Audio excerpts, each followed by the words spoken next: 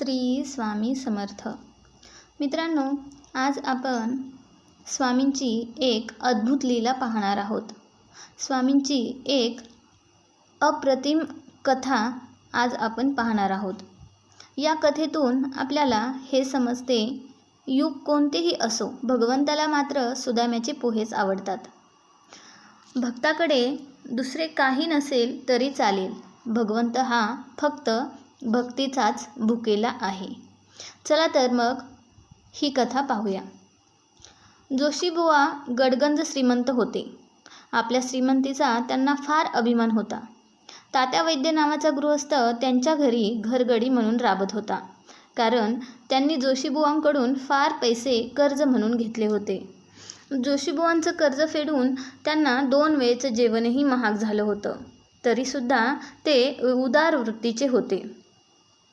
एकदा तात्याला आणि त्याच्या बायकोला खायला एकच भाकरी होती, तीसुद्धा तो भुकेल्या कुत्र्याला देऊन टाकतो. जोशीबुवा स्वामींना आपल्या घरी नैवेद्य ग्रहण करायला या असं आमंत्रण करतात. स्वामी त्याला म्हणतात, पैशाची श्रीमंती आहे पण मनाची नाही. जा, अगोदर मनाची श्रीमंती घेऊन ये. जोशीबुवांना परतताना पाहून सुंदराबाई त्यांना अडवतात आणि स्वामींना तुमच्या घरी आणीन असे आश्वासन देतात. त्याच्या मोबदल्यामध्ये सुंदराबाईंना सोन्याच्या मोहरा मिळतात. सुंदराबाई स्वामींना जोशीबुवांकडे चलायला विनवणी करतात. स्वामी सुंदराबाईंची कृती जाणून असतात, तरीसुद्धा ते होकार देतात. तात्याला जेव्हा हे कळतं तेव्हा तो जोशीबुवांना आपल्यालाही स्वामींना घरी बोलवायची इच्छा आहे असं सांगतो. त्यासाठी तो काही पैसे मागतो, पण जोशीबुवा मात्र जाम भडकतात. अरे, स्वतःच्या खायचे ठिकाण नाही आणि स्वामींना बोलावणार. जोशीबुवांनी पैसे नाही दिले म्हणून तात्या निराश होतो. दुसऱ्या दिवशी स्वामी जोशीबुवांकडे येतात.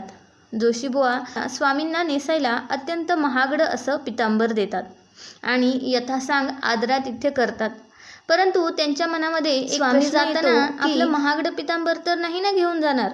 तितक्यात स्वामी क्रोधित होतात.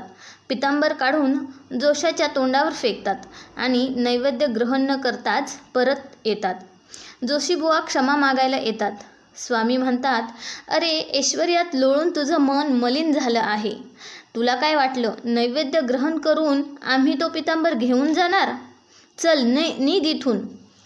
इकडे तात्या घरी येऊन पत्नीला सगळं प्रकरण सांगतो. तिकडे एक व्यक्ती येऊन जोशीबुवांना तात्यांनी घेतलेली रक्कम देऊन तात्याला कर्जमुक्त करतो. जोशीबुवांना तो आपण तात्याचा हितचिंतक आहे असं सांगतो. तात्या घरातल्या देवघरामध्ये असलेली एक मूर्ती विकून मिळणाऱ्या रकमेने स्वामींचं आदरातिथ्य करण्याचं ठरवतो. तो ती मूर्ती उचलतो तेवढ्यात त्याच्या बायकोच्या भावना उचंबळून येतात. ती म्हणते, देवघर रिकामं कसं तरीच दिसत आहे. तात्या म्हणतो, अरे, स्वामी जिवंत देव असताना मूर्तीचा काय विचार करते. मी देवघरच बाजूला उचलून ठेवतो. आणि खाली पाहतो तर काय, तिथे त्याला सुवर्ण मुद्रांची पिशवी सापडते. तात्या म्हणतो, हा स्वामींचा चमत्कार आहे. स्वामींचं आदरातिथ्य करून शिल्लक उरलेली रक्कम आपण स्वामींनाच अर्पण करू. तितक्यात त्याला एक हाक ऐकू येते. तात्या बाहेर जाऊन पाहतो तर काय, खुद्द स्वामी बाळाप्पाबरोबर त्याच्या घरी न बोलवता आले आहेत. तो पत्नीसह स्वामीचरणी मस्तक ठेवतो. तितक्यात एक माणूस येऊन तात्याला सांगतो की तुझ्या पूर्वजांच्या जमिनीचा विवाद संपून ती जमीन आता तुला प्राप्त झाली आहे आणि त्याशिवाय कोणीतरी तुझ्यावर असलेलं जोशीबुवांचं कर्जही फेडलेलं आहे. तात्या स्वामींचं यथासांग आदरातिथ्य करतात. तात्या स्वामींना नैवेद्य ग्रहण करायला विनवतो. स्वामी म्हणतात, अरे, हा सर्व सोहळा तुम्हा भक्तांसाठी असतो. भगवंताला तर पाहिजे असते ती भक्ताची खरी हृदयापासून केलेली भक्ती. तुला जर आम्हाला काही द्यायचं असेल तर आम्हाला तांदळाच्या कण्या दे. तात्याची पत्नी स्वामींना तांदळाच्या कण्यांची खीर देते. स्वामी आनंदाने खीर ग्रहण करतात. स्वामी म्हणतात, अरे, युग कोणतेही असो, भगवंताला सुदाम्याचे पोहेच आवडतात. तर मित्रांनो, या कथेमधून आपल्याला काय समजते, तर भक्ताकडे दुसरे काही नसेल तरी चालेल, फक्त खरी भक्ती जरी असेल तरीसुद्धा भगवंत त्यावरती प्रसन्न होतात. श्री स्वामी समर्थ.